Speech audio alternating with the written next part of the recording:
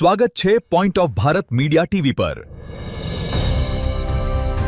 સત્યની દરેક પળ।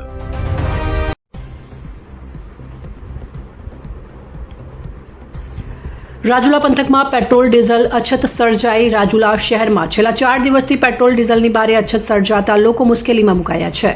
ડીઝલનો પૂરતો જથ્થો ઉપલબ્ધ ન હોવાથી ખેડૂતો સહિત વાહન ચાલકો પરેશાન બન્યા છે। ખેડૂતોને ખેતી કામગીરી દરમિયાન ભારે હાલાકીનો સામનો કરવો પડી રહ્યો છે।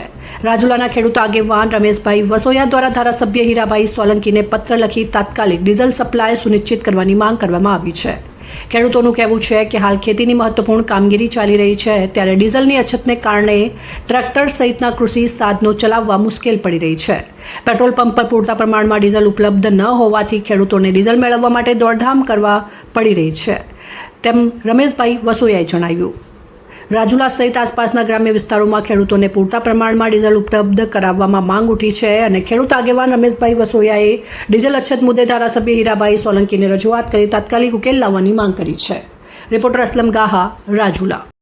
હાલ રાજુલામાં ડીઝલની તંગી હોય જેની ખેડૂતો દ્વારા રજૂઆત થતાં મેં ધારાસભ્ય શ્રી હીરાભાઈ સોલંકી માર્કેટયાર્ડ બજાર નિયંત્રણ બોર્ડના પ્રમુખ થયા અને મામલતદાર સાહેબને લેટર લખેલો છે કે ભાઈ ખેડૂતોને અત્યારે ચોમાસું સિઝનની તૈયારી કરવાની હોય અને ખેડૂતોને ખાસ ડીઝલની જરૂર હોય તો ખેડૂતો માટે અલગ જથ્થો ફાળવી અને ખેડૂતોને ડીઝલ મળે એવી વ્યવસ્થા કરવામાં આવે।